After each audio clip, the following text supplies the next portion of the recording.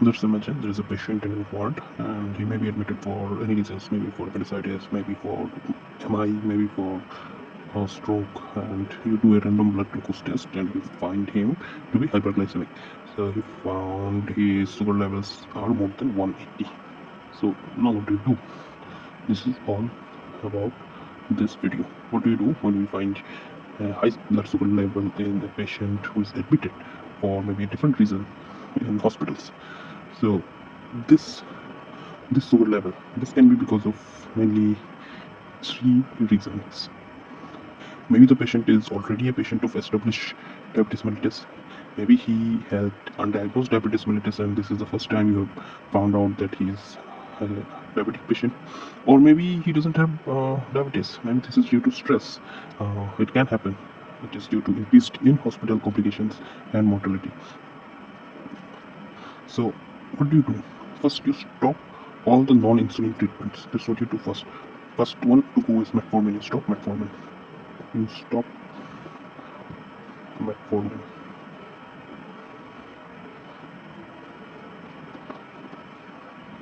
Because it has high risk of nephropathy and high risk of lactic acidosis.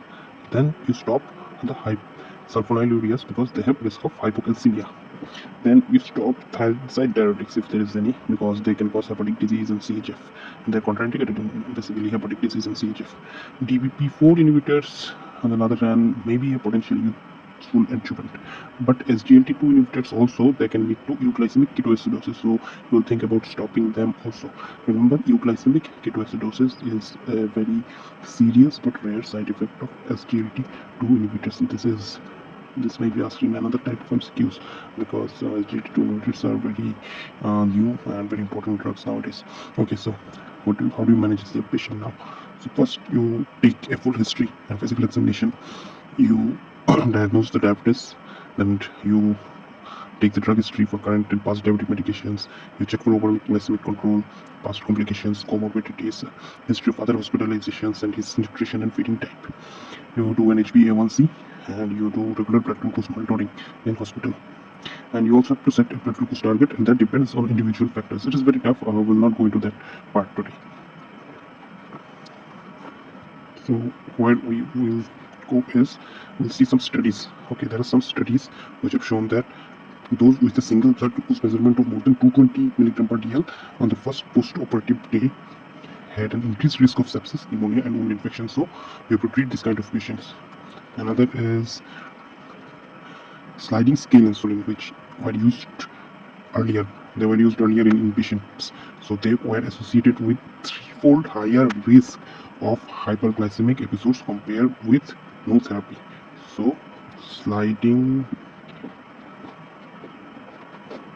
scale we don't use now. Okay, no sliding scale. This is something very important. Sliding scale is not used anymore. So what do we use? We use something which is called an insulin regimen called basal bolus insulin. So how do we calculate it?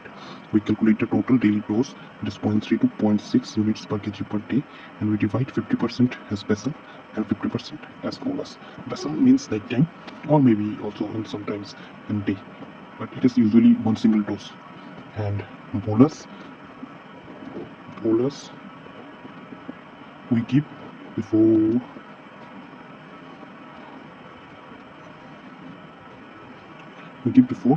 meals. Okay, so this is, we will use basal bolus regimen. So say for example, I would like to explain this 50% basal and 50% bolus, and as I said, the total daily dose is 0.3 to 0.6. Alright, so let's say the total daily dose is 0.5 and the person is 50 kg. So we will have to give 25 units of insulin. Alright, now 25 units of insulin we will give per day, and 50% of that is, see, 50% is basal and 50% is bolus. So 50% of that is bolus, basal. 12.5 will give basal, and 12.5 in bolus. So how will we keep the vessel? Say for example, we give a long-acting insulin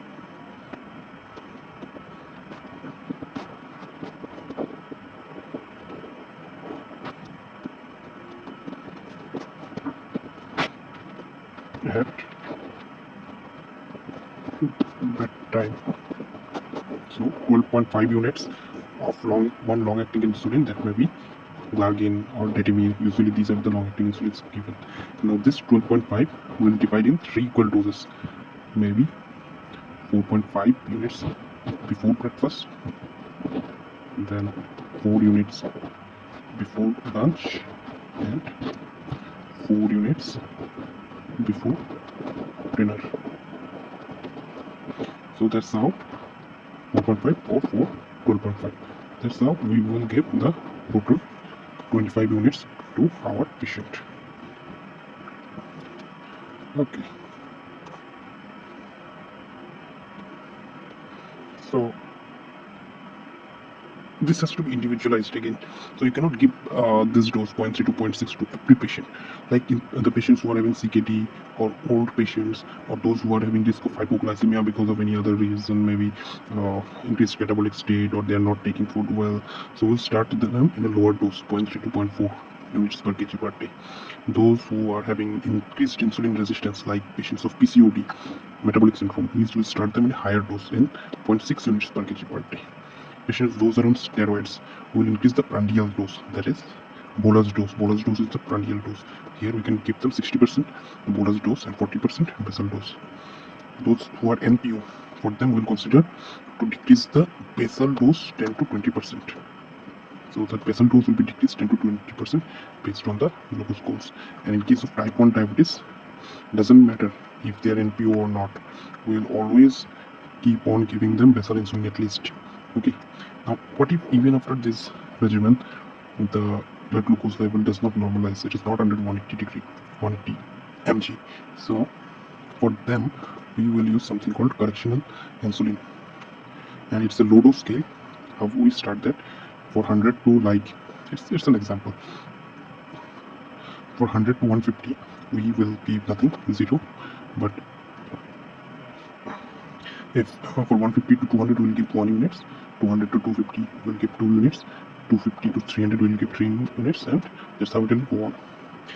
Bolus dose adjustment to correct blood glucose concentration.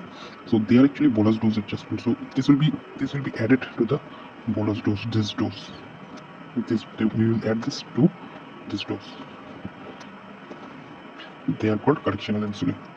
So I hope you're clear about the insulin regimen which are used nowadays, and that was all.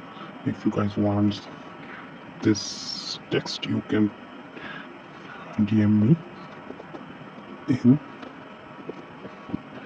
anywhere, wherever you want me. Thank you.